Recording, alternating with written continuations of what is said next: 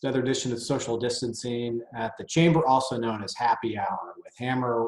My name is Garrick Taylor. As always, we are joined by the CEO of the Arizona Chamber, Glenn Hammer. Glenn, Thursday night edition, which often means a quick reaction to today's gubernatorial press conference. Before we get into some of the particulars, give us your 30,000-foot view on that. The way the governor ended it, and he ended the press conference, the Q&A period. He ended his formal remarks he was right to the point. You are safer at home. The virus is widespread. Yeah. In terms of caseloads, there was no spin on those numbers. You heard the governor say that the state is headed in the wrong direction, unfortunately, like a lot of other states. I thought the governor's comments about comparing this to a baseball game were right on the mark. I'm a baseball fan, so I understand what it means to say that this could be a 9-inning game with long innings and there could be extra innings. Yeah. We get our time at bat and the virus gets its time. We're in this for the long haul. If you were looking for a feel-good 90 minutes, I hope you didn't tune in. Mm-hmm. This is, if there's good news, we're prepared. This was straight talk to Arizona's public.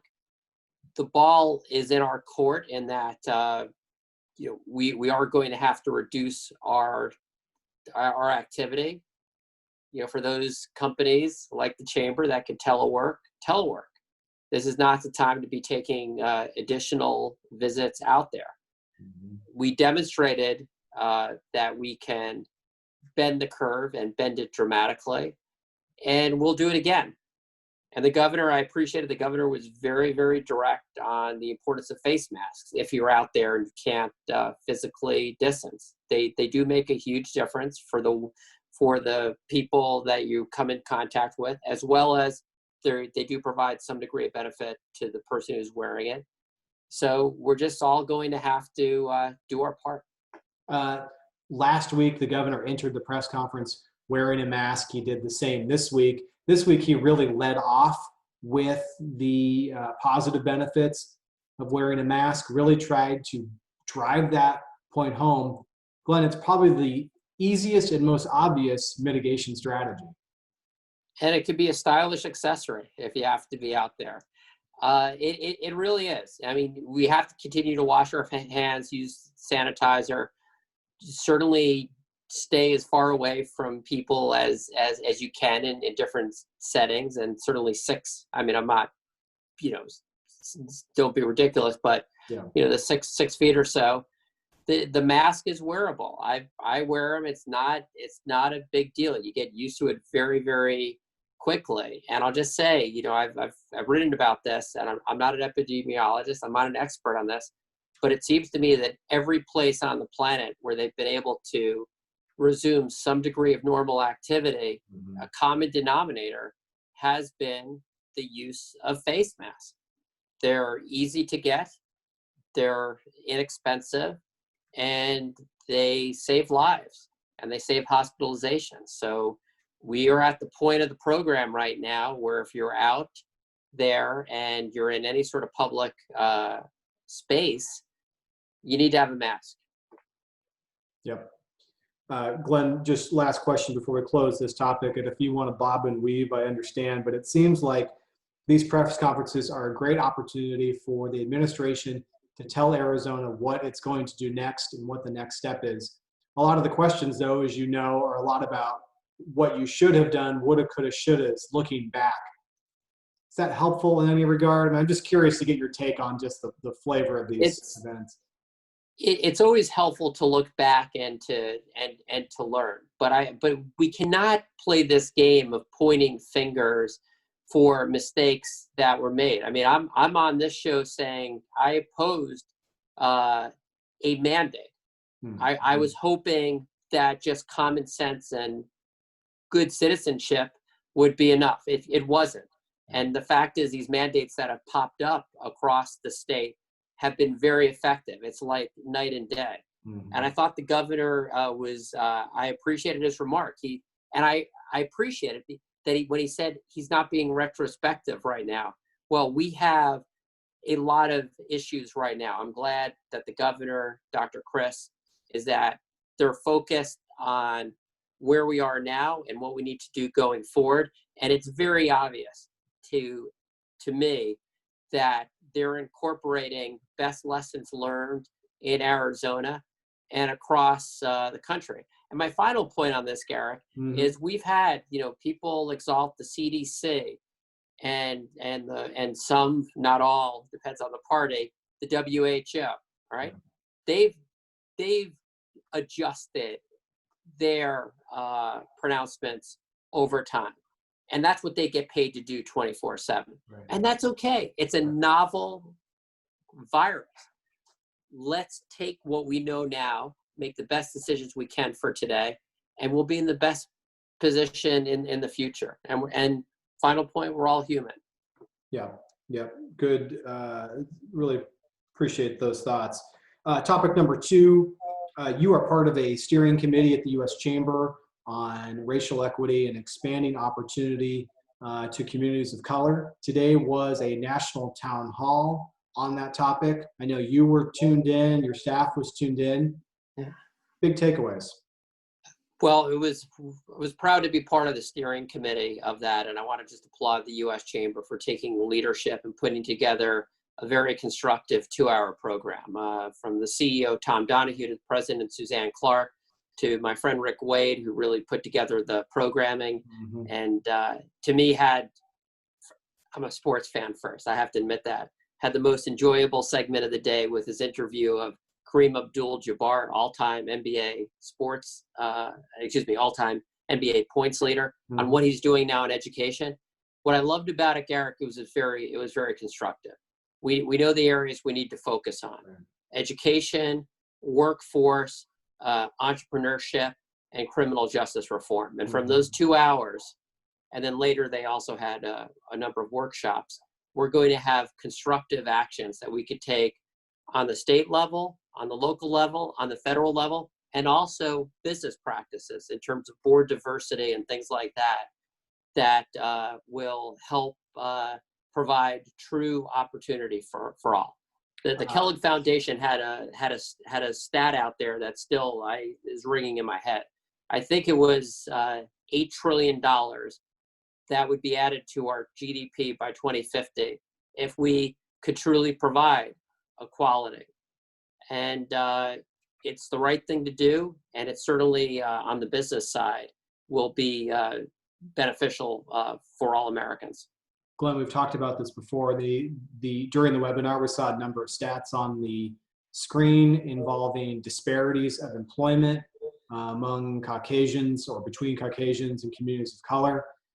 You've talked about, if we're really going to have a true, robust nationwide recovery, then every individual has to participate in that recovery effort.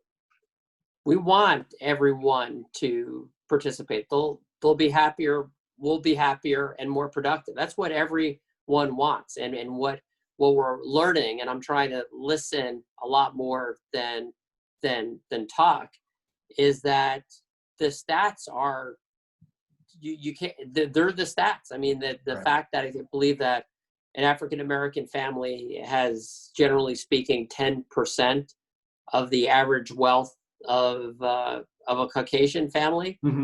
That's real. That over a 50-year period of time, the African-American unemployment rate is double that for white Americans. That's real. That's not made up. These are just statistics. Right. And those are things that we have to change. And by the U.S. Chamber putting such a spotlight on this, and putting the emphasis on us as the business community to provide results, the pressure will be on each and every one of the 500 plus chambers and trade associations, including ours, that signed on for this effort. And we'll work hard, and we will improve this very, very real problem in our country. Glenn, there was discussion on today's webinar about the responsibility of the business community, of employers. Perhaps for too long, it was looked at as somebody else's problem. Could you talk a little bit about why it's important that the U.S. Chamber has taken this on as the nation's leading business advocacy organization? Yeah, the economic data on this is just so clear. Even with the May jobs report, where we saw improvement overall, people were expecting, economists were predicting another big spike. It turned out 2.5 million or so jobs were added.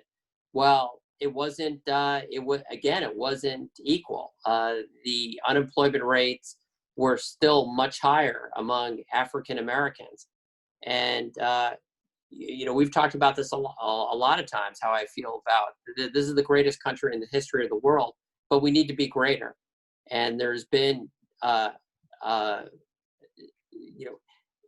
intentional or not, for I think the vast majority of business people, they want to do the right thing, but the numbers are the numbers. And what I love about what the U.S. Chamber has done is we're going to have these benchmarks. So if we're sitting here, Garrick, in 5 years, if the show doesn't get canceled before that, and the unemployment rate, those numbers don't change, the total family income numbers don't change, we failed. But when I think about all the different things we've worked on with our friends at the U.S. Chamber and chambers across the country, when we join together, we have a good track record of success. And as Randall Stevenson, the head of AT&T, said at the beginning, this is one that corporate America simply can't sit out. Yeah, well said.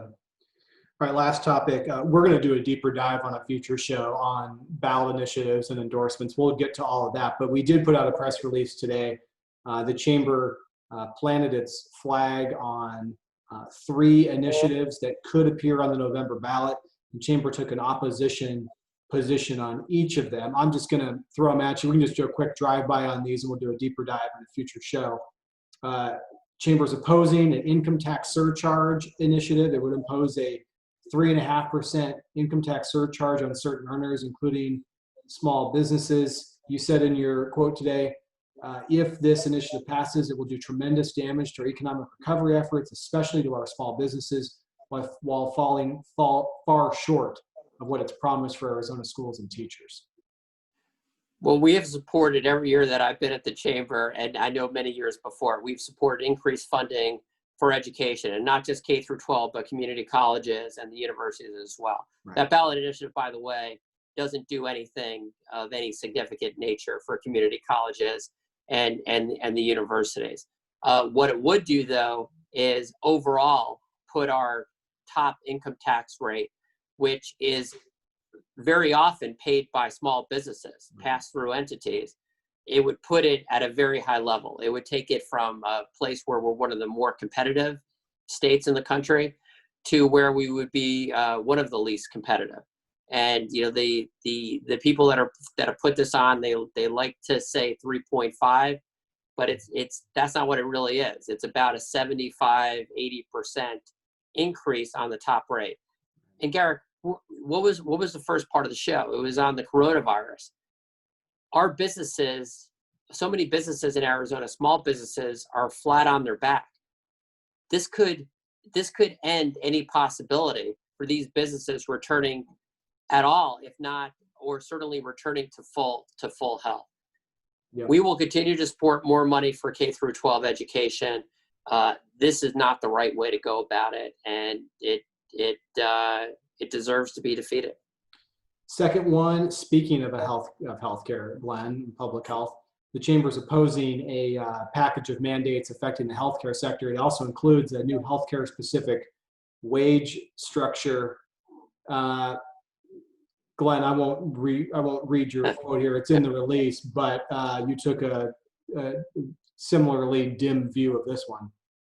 It would do irreparable harm to a number of our hospitals, particularly in rural Arizona. I mean, again, we're in a pandemic. Our hospitals have performed magnificently. We are also fortunate, and we are all appreciative of the men and women who work in these hospitals, whether doctors, nurses, administrators. They have all done a great job. Everyone is working super hard. What we don't want to do, and again, this is another one of these initiatives where they package a whole bunch of things, a lot of which have already happened on one level or another. Yeah. they package a bunch of things to try to get voters into a more favorable position. What we need to do is to make sure that our hospitals are solvent and that we have the world-class care that we enjoy across this state, even as we go through this pandemic. This would make the job so much more difficult. And again, for the rural hospitals, for some, this could, if it doesn't put them out of business, it would reduce a lot of operations. It's misguided. And my final point on this, my understanding is that the real energy of this came from our neighbor to the west, from California. Yeah. How about stick to your own state when you do policy, and we'll be okay here. Yeah. Last initiative that the chamber made clear its opposition today was another attempt to legalize recreational marijuana. Glenn, your quotes in the release, but you started out by saying Arizona voters in 2016 rejected marijuana legalization. They should do so again. This is what I do believe that. And we have to remember that marijuana for medicinal purposes is legal in this state and is something that is available.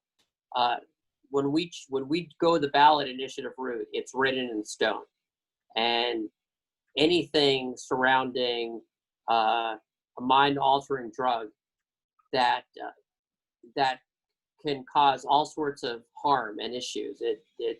There's worker safety issues. There's roadway safety issues.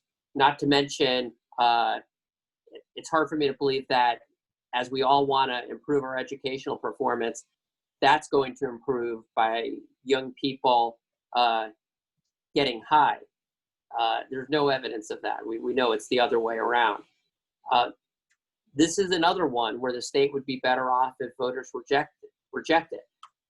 This is we know what's going on around the country. We know where a lot of the energy has been, although Arizona did buck that trend. Mm-hmm. This is an issue that would be much better served taking to the legislature. If there's a real desire to make it easier to get high in this state, it would be much better to do it through the legislature so we could quickly adjust and not have something put into concrete if it were to pass.